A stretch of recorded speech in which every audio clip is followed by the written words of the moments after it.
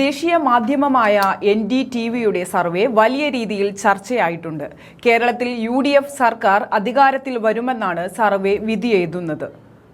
ഇതോടെ UDF camp വലിയ രീതിയിൽ ആവേശത്തിലേക്ക് വഴിമാറിക്കഴിഞ്ഞു. സാധാരണ ചില ഓൺലൈൻ മാധ്യമങ്ങൾ നടത്തുന്ന പോലെ തട്ടിക്കൂട്ട് പരിപാടിയല്ല NDTV സർവേ എന്ന് നമുക്കറിയാം. അതേസമയം സർവേയുമായി ബന്ധപ്പെട്ട് മുതിർന്ന നേതാവ് രമേശ് ചെന്നിത്തലയെ ചൊറിയാൻ നോക്കുകയാണ് റിപ്പോർട്ടർ TV. കാരണം സർവേയിൽ മുഖ്യമന്ത്രി സാധ്യതാ പട്ടികയിൽ രമേശ് ചെന്നിത്തല എന്ന പേര് കാണാൻ സാധിക്കില്ല. കോൺഗ്രസിൽ നിന്ന് 2 പേർ മാത്രമാണ് പട്ടികയിലുള്ളത്, VD സതീശനും ശശി തരൂരും. CPMൽ നിന്ന് പിണറായി വിജയനും KK ശൈലജയും പട്ടികയിൽ ഇടം പിടിച്ചു. ഈ വിഷയമാണ് റിപ്പോർട്ടർ TV ചൂണ്ടിക്കാട്ടിയത്. NDTV സർവേയിൽ നിങ്ങളുടെ പേര് ഇല്ലെന്നാണ് റിപ്പോർട്ടർ പറഞ്ഞത്. തൊട്ടു പിന്നാലെ ചെന്നിത്തലയുടെ മറുപടി എത്തി. നിങ്ങൾക്കൊന്നും വേറെ പണിയില്ലേ എന്നാണ് ആദ്യത്തെ ചോദ്യം. തന്നെ പരിഗണിച്ചില്ലെങ്കിൽ അത് വലിയ സന്തോഷമെന്നും കോൺഗ്രസിലെ മുഖ്യമന്ത്രിയെ തീരുമാനിക്കാൻ പാർട്ടിക്ക് ഒരു സിസ്റ്റം ഉണ്ടെന്നുമാണ് ചെന്നിത്തല പറഞ്ഞത്. വീഡിയോ ഒന്ന് കണ്ടു നോക്കാം. ഇപ്പൊ തന്നെ കാര്യങ്ങൾ വ്യക്തമായല്ലോ. കടകംപള്ളി സുരേന്ദ്രൻ സന്ദർശകനായിരുന്നു പോറ്റിയുടെ വീട്ടിൽ നിന്ന്. അപ്പോൾ കൂടുതൽ കാര്യങ്ങൾ പുറത്ത് വന്നുകൊണ്ടിരിക്കുകയാണ്. ഞങ്ങൾ പറഞ്ഞതെല്ലാം ശരിയാണെന്ന് വന്നുകൊണ്ടിരിക്കുന്നു. ശബരിമലയിൽ നിന്ന് സ്വർണ്ണപ്പാളി മുഴുവൻ കട്ടളയും കഥ ഉൾപ്പെടെയുള്ളത് അടിച്ചുകൊണ്ടുപോയി. അതെവിടെയാണ് ഇതുവരെ കണ്ടെത്തിയിട്ടില്ല. ആളുകളെ അറസ്റ്റ് ചെയ്യുന്നത് മാത്രമല്ലോ പ്രശ്നം. തൊണ്ടി മുതൽ എവിടെ? ഈ സ്വർണം എവിടെ? ഞാൻ നേരത്തെ സൂചിപ്പിച്ചത് ശരിയാണെന്ന് ഓരോ ദിവസം കഴിയും തോറും പുറത്തു വരികയാണ്. ഇത് അന്തർദേശീയ മാർക്കറ്റിലേക്ക് പോയിട്ടുണ്ട് എന്നുള്ള എൻ്റെ സംശയം ഇപ്പോഴും ബലപ്പെടുകയാണ്.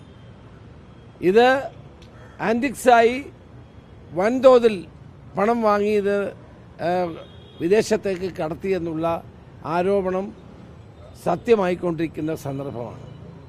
കടകംപള്ളി സുരേന്ദ്രൻ എന്തുകൊണ്ട് ചോദ്യം ചെയ്യുന്നില്ല? ഇപ്പം തന്നെ അദ്ദേഹത്തിൻ്റെ അയൽവാസി പറഞ്ഞിരിക്കുന്നു, അദ്ദേഹം ഇവിടെ നിത്യസന്ദർശകനായിരുന്നു, എപ്പോഴും ഇവിടെ വരുമായിരുന്നു, പോറ്റിയുമായിട്ട് ഏറ്റവും അടുത്ത ബന്ധമുണ്ടായിരുന്നു.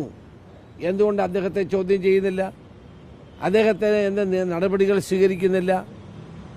അപ്പോൾ SITയുടെ മുകളിൽ ഗവൺമെൻറ്റിൻ്റെ സമ്മർദ്ദം വർദ്ധിക്കുകയാണ്. SITയുടെ മുകളിൽ മുഖ്യമന്ത്രിയുടെ ഓഫീസിൻ്റെ സമ്മർദ്ദം വർദ്ധിക്കുകയാണ്. അവർക്ക് സ്വതന്ത്രമായി പ്രവർത്തിക്കാനുള്ള അവസരം കൊടുക്കാതെ തങ്ങളുടെ ആളുകളെ സംരക്ഷിക്കാനുള്ള നടപടിയായിട്ട് മുന്നോട്ട് പോവുകയാണ്.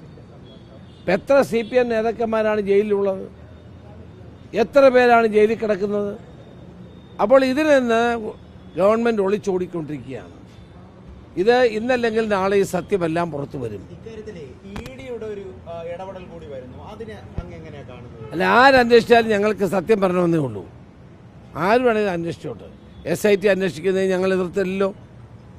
ED അന്വേഷിക്കട്ടെ, പക്ഷെ നിഷ്പക്ഷമായിരിക്കണം. ED ഇടപെട്ട അവസാനം ഇത് കുളവാക്കുന്നതിനാണ്. കഴിഞ്ഞ കാലത്ത് ED അന്വേഷിച്ചതൊന്നും പുറത്തു വന്നിട്ടില്ല. ഇവിടെ സ്വർണ്ണ കള്ളക്കടത്ത് ആവിയായിപ്പോയി. മറ്റ് പല കേസുകളും ഗവൺമെൻറ്റിനും മുഖ്യമന്ത്രിക്കുമൊക്കെ എതിരായിട്ടുള്ള പല കേസുകളും ആവിയായിപ്പോയി. അപ്പം അവരെ രക്ഷിക്കാൻ വേണ്ടിയാണോ ED വന്നത് എന്നുള്ള സംശയം സ്വാഭാവികമായും ആളുകളുടെ മനസ്സിലുണ്ട്. കാരണം മുൻകാല അനുഭവങ്ങളുടെ വെളിച്ചത്തിലാണ്. ഏതായാലും യഥാർത്ഥ പ്രതികളെ മുഴുവൻ നിയമത്തിന് മുമ്പിൽ കൊണ്ടുവന്നേ മതിയാവും. മറ്റൊന്നേ, ജമാഅത്തെ ഇസ്ലാമിക്കെതിരെ വലിയ ക്യാമ്പയിനാണ് CPM നടത്തുന്നത്. CPMന്റെ ഒരു മന്ത്രി V. അബ്ദുറഹ്മാൻ, ഒരു MLA ദലീമ ജോജോ, ഇവരൊക്കെ ജമാഅത്തെ ഇസ്ലാമിയുടെ പരിപാടി പങ്കെടുക്കുകയാണ്. ഇത് ഇവരുടെ ഈ നിലപാടിൽ ഇരട്ടത്താപ്പുണ്ടോ? ഇവർക്ക് ഒരു നിലപാടുമില്ല. ഇവര് 2 വോട്ടിന് വേണ്ടി ആരോടും കൂട്ടുകൂടുക എന്നുള്ളതിൻ്റെ തെളിവാണിത്. ഇത്രയും നാൾ ജമാഅത്തെ ഇസ്ലാമി എതിരായിരുന്നു. ജമാഅത്തെ ഇസ്ലാമിയുടെ ദേശീയ നേതാവായ ആരിഫ് അലിയുമായിട്ട് ഇന്ന് മന്ത്രി അബ്ദുറഹ്മാൻ ഒരു യോഗത്തിൽ പങ്കെടുക്കുകയാണ്.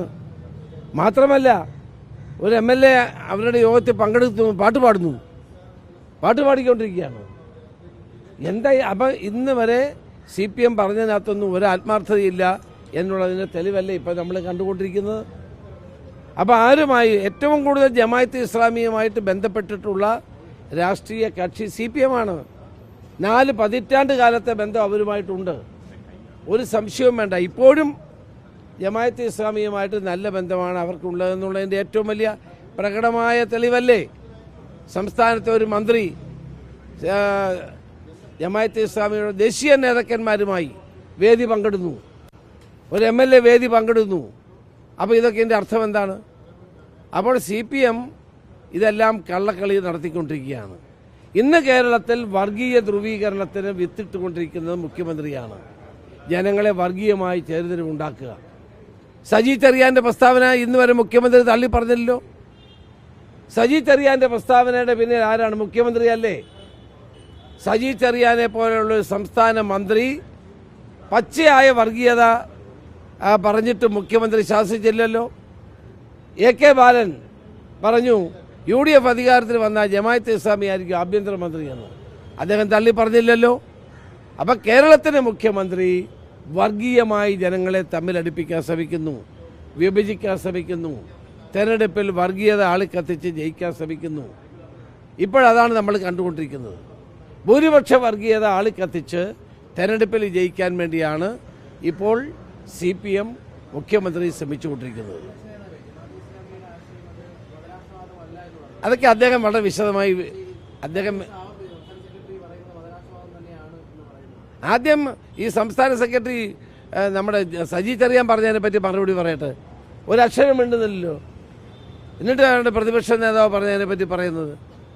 എന്തുകൊണ്ട് ഗോവിന്ദൻ മാസ്റ്ററോ മുഖ്യമന്ത്രിയോ സജി ചെറിയാൻ പറഞ്ഞതിനെ പറ്റി മിണ്ടുന്നില്ല?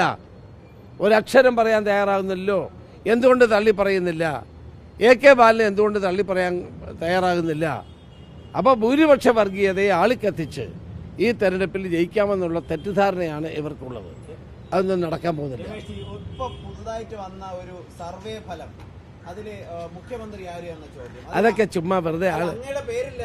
വേണ്ട, എൻ്റെ പേരില്ലാതെ വളരെ നന്നായി. കാരണം എൻ്റെ പേര് എൻ്റെ പേരില്ലാതെ വളരെ നന്നായി.